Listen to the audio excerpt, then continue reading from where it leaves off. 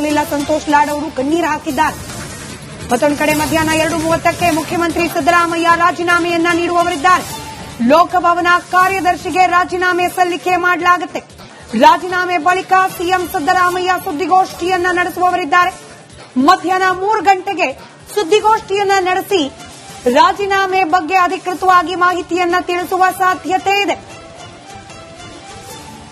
Breakfast meeting ಮುಗಿಸ್ಕೊಂಡು ಬಂದಾಚೆ ಬರ್ತಾ ಇರುವ ಬಹುತೇಕ ಸಚಿವರುಗಳು ಹೇಳ್ತಿರೋದಿದ್ದೇನೆ, ಅಧಿಕೃತವಾಗಿ ಮುಖ್ಯಮಂತ್ರಿಗಳೇ ಘೋಷಣೆ ಮಾಡ್ತಾರೆ. ಈ ಬಗ್ಗೆ ಅಧಿಕೃತವಾಗಿ 2:15ಗೆ ಲೋಕಭವನಕ್ಕೆ ತೆರಳಿ ರಾಜೀನಾಮೆಯನ್ನ ಸಲ್ಲಿಕೆ ಮಾಡುವವರಿದ್ದಾರೆ ಸಿದ್ದರಾಮಯ್ಯನವರು. ಅಲ್ಲಿಗೆ ರಾಜ್ಯದಲ್ಲಿ ಅತ್ಯಂತ ಸುದೀರ್ಘ ಅವಧಿಗೆ ಆಳ್ವಿಕೆಯನ್ನ ಮಾಡಿದ ಸಿದ್ದರಾಮಯ್ಯನವರ ಆಳ್ವಿಕೆಯ ಅವಧಿ ಇಂದು ಮಧ್ಯಾಹ್ನ 2:30ಕ್ಕೆ ಅಧಿಕೃತವಾಗಿ ಅಂತ್ಯವಾಗಲಿದೆ.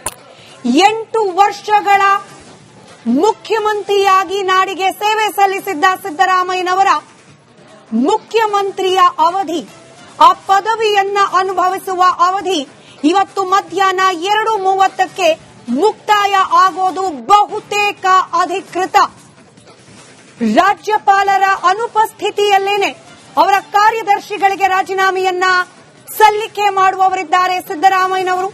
ಇವತ್ತು ಮಧ್ಯಾಹ್ನ 2:30ಕ್ಕೆ ಲೋಕಭವನಕ್ಕೆ ತೆರಳಿ ರಾಜೀನಾಮೆಯನ್ನ ಸಲ್ಲಿಕೆ ಮಾಡುವವರಿದ್ದಾರೆ. ಅದಾದ ನಂತರದಲ್ಲಿ 3 ಗಂಟೆಗೆ ಸುದ್ದಿಗೋಷ್ಠಿಯನ್ನ ನಡೆಸಿ ನಾಡಿನ ಜನರಿಗೆ, ಮತದಾರರಿಗೆ, ತಮ್ಮ ಬೆಂಬಲಿಗರಿಗೆ ಕೃತಜ್ಞತೆಯನ್ನ ಸಲ್ಲಿಸುವವರಿದ್ದಾರೆ ಸಿದ್ದರಾಮಯ್ಯನವರು.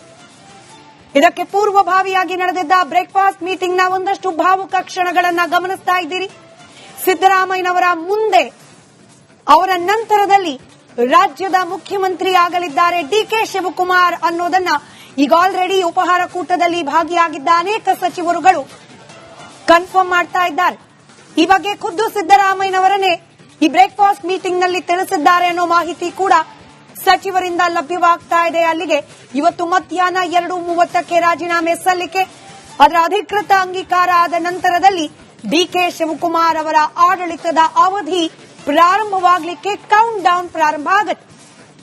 ಕಾನೂನಾತ್ಮಕ ಪ್ರಕ್ರಿಯೆಗಳು, ಸಾಂವಿಧಾನಿಕ ಪ್ರಕ್ರಿಯೆಗಳು ಸಾಕಷ್ಟಿದೆ.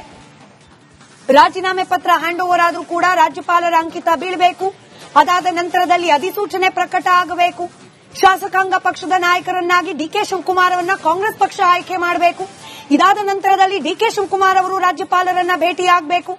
ಮುಖ್ಯಮಂತ್ರಿಯಾಗಿ ಪ್ರಮಾಣ ವಚನ ಸ್ವೀಕಾರ ಮಾಡಲಿಕ್ಕೆ ಅನುಮತಿಯನ್ನ ಕೋರಬೇಕು.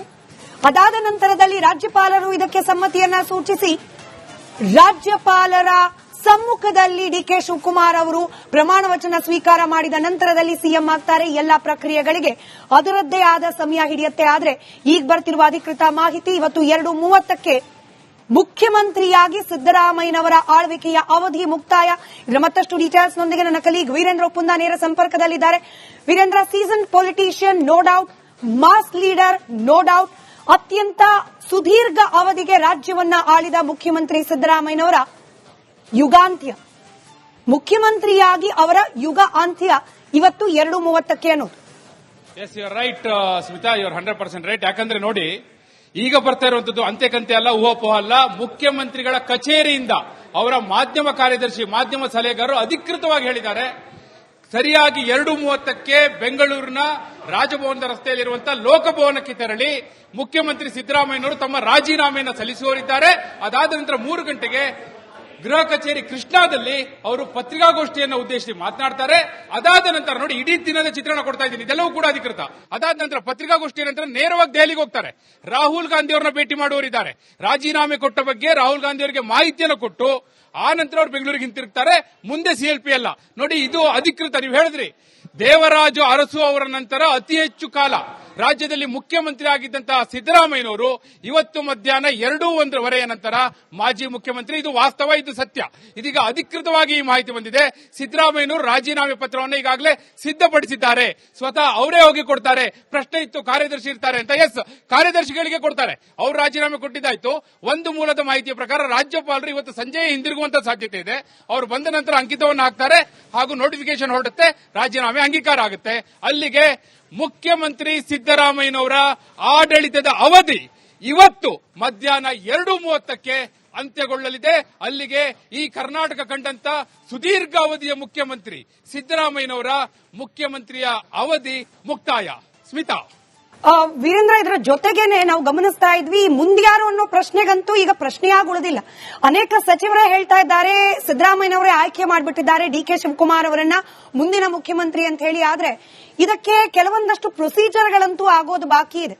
ಆ ಪ್ರೊಸೀಜರ್ಗಳ ಬಗ್ಗೆ ಹೇಳೋದಾದ್ರೆ ಎಷ್ಟು ಸಮಯ ಹಿಡಿಬಹುದು ಈ ಸಿದ್ದರಾಮಯ್ಯನವರ ರಾಜೀನಾಮೆ, ಅದರ ಅಂಗೀಕಾರ, ನಂತರದಲ್ಲಿ ಡಿಕೆ ಶಿವಕುಮಾರ್ ಅವರ ಅಧಿಕೃತ ಮುಖ್ಯಮಂತ್ರಿ ಅವಧಿ ಪ್ರಾರಂಭ, ಇದರ ನಡುವೆ ನಡೆಯುವ ಪ್ರಕ್ರಿಯೆಗಳು?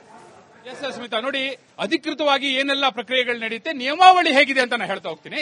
ನೋಡಿ, ಈಗಾಗಲೇ ನೋಡಿ ಇನ್ಫಾರ್ಮಲ್ ಆಗಿ ಏನಾಗಿದೆ, ಇವತ್ತು ಮುಖ್ಯಮಂತ್ರಿಗಳು ತಮ್ಮ ನಿವಾಸದಲ್ಲಿ ಘೋಷಣೆ ಹಾಗೆ ಮಾಡಿದ್ರು ಗೊತ್ತಾ.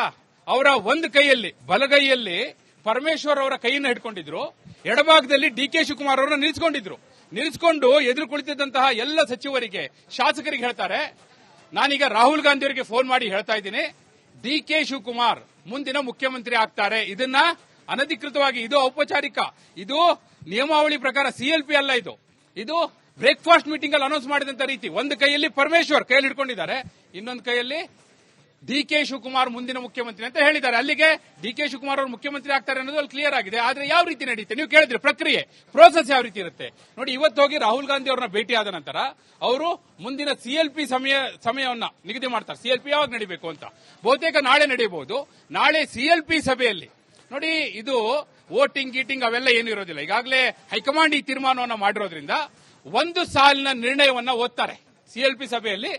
ದೆಹಲಿಯಿಂದ ಬಂದಿರುವಂತಹ ಹೈಕಮಾಂಡ್ನ ನಿರ್ದೇಶನದಂತೆ ಮುಂದಿನ ಮುಖ್ಯಮಂತ್ರಿ ಆಗಿ ಕಾಂಗ್ರೆಸ್ ಪಕ್ಷದ ಶಾಸಕಾಂಗ ಪಕ್ಷದ ನಾಯಕರನ್ನಾಗಿ ಇಂಥವ್ರು ಅಂದ್ರೆ ಡಿಕೆ ಶಿವಕುಮಾರ್ ಅವರನ್ನ ನಾವು ಘೋಷಣೆ ಮಾಡ್ತಾ ಇದ್ದೀವಿ ಅನ್ನುವಂತ ಅಧಿಕೃತವಾದಂತಹ ಅನೌನ್ಸ್ ಆಗುತ್ತೆ. ಅದಾದ ನಂತರ ಅದನ್ನ ಇನ್ನೊಬ್ರು ಅನುಮೋದಿಸ್ತಾರೆ, ಹಿರಿಯ ಶಾಸಕರು ಅನುಮೋದಿಸ್ತಾರೆ, ಅದು ಅಧಿಕೃತ ಆಗುತ್ತೆ. ಅದಾದ ನಂತರ ರಾಜ್ಯಪಾಲರನ್ನ ಭೇಟಿ ಆಗ್ತಾರೆ. ಅವ್ರು ಹೋಗಿ ಅಗೇನ್ ಕ್ಲೈಮ್ ಮಾಡ್ತಾರೆ ರಾಜ್ಯಪಾಲರ ಬಳಿ. ಅಂದ್ರೆ ಆಗ ಹೊಸ ಸರ್ಕಾರ ರಚನೆಯ ಪ್ರಕ್ರಿಯೆ. ಸ್ಮಿತಾ, ಇದು ಬರೀ ಮುಖ್ಯಮಂತ್ರಿ ಬದಲಾವಣೆ ಅಲ್ಲ. ಒನ್ಸ್ ಇವತ್ತು ಮಧ್ಯಾಹ್ನ ಸಿದ್ದರಾಮಯ್ಯ ರಾಜೀನಾಮೆ ಕೊಟ್ಟ ಕೂಡಲೇ ಸರ್ಕಾರವೇ ವಿಸರ್ಜನೆ ಆಯಿತು. 2023ರಲ್ಲಿ ಎಲೆಕ್ಟ್ ಆದಂತ ಸರ್ಕಾರ ವಿಸರ್ಜನೆ ಆಯಿತು.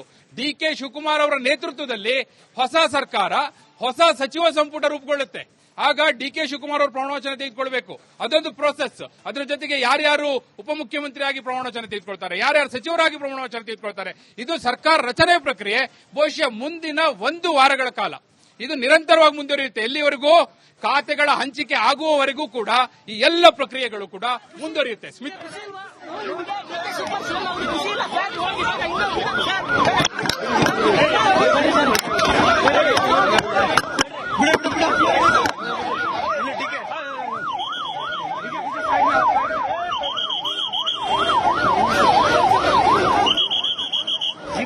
जी परमेश्वर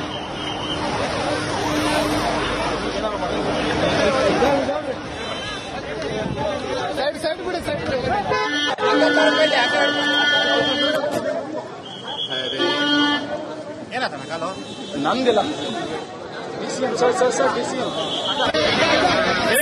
ಮುಖ್ಯಮಂತ್ರಿಗಳ ನಿವಾಸದಿಂದ ಒಬ್ಬೊಬ್ಬರೇ ಸಚಿವರು ಇದೀಗ ಹೊರಗೆ ಬರ್ತಾ ಇದ್ದಾರೆ. ದೃಶ್ಯಗಳಲ್ಲಿ ಗಮನಿಸ್ತಾ ಇದ್ದೀರಿ. ಸಂತೋಷ್ ಲಾಡ್ ಅವರಂತೂ ಭಾವುಕರ ಕಣ್ಣೀರೇ ಹಾಕಿಬಿಟ್ಟು ನಮ್ಮ ಪ್ರತಿನಿಧಿ ವೀರೇಂದ್ರ ಒಕ್ಕೂಂದ ನೇರ ಸಂಪರ್ಕದಲ್ಲಿದ್ದು ಒಂದಷ್ಟು ಮಾಹಿತಿಯನ್ನ ನೀಡ್ತಾ ಇದ್ರು. ವೀರೇಂದ್ರ, ಈಗ ಸಂತೋಷ್ ಲಾಡ್ ಅವರು ಭಾವುಕರಾದ್ರು, ಎಚ್ ಕೆ ಪಾಟೀಲ್ ಅವರು ನೇರವಾಗಿ ಅನೌನ್ಸ್ ಮಾಡಿಬಿಟ್ರು. ರಾಜಕೀಯ ಲೆಕ್ಕಾಚಾರಗಳು ಏನೇ ಇದ್ರೂ ಕೂಡ ಈ 3 ವರ್ಷಗಳ ಕಾಲ ಸಿದ್ದರಾಮಯ್ಯನವರ ಜೊತೆಗೆ ಕೆಲಸ ಮಾಡಿದ ಸಚಿವ ಸಂಪುಟದ ಸಹೋದ್ಯೋಗಿಗಳಿಗೆ ಒಂದು ರೀತಿಯಲ್ಲಿ ಕಷ್ಟದ ಸಮಯನೇ ಇದು. ಈ ಟ್ರಾನ್ಸಿಷನ್ ಇನ್ನವಿಟಬಲ್ ಅನ್ನೋದು ಗೊತ್ತಿತ್ತು ಅವ್ರಿಗೂ ಕೂಡ. ಮಾತುಕತೆ, ಅಧಿಕಾರ ಹಸ್ತಾಂತರ ಒಂದಲ್ಲ ಒಂದು ದಿನ ಆಗೋದೆ ಅಂತ ಗೊತ್ತಿದ್ರು ಕೂಡ ಬಹುಶಃ ಕೆಲವರಿಗೆ ಇದು, ಅದರಲ್ಲೂ ಸಿದ್ದರಾಮಯ್ಯನವರ ಆಪ್ತ ವಲಯದಲ್ಲಿ ಗುರುತಿಸಿಕೊಂಡವರಿಗೆ ಕಷ್ಟದ ಸಮಯನೇ.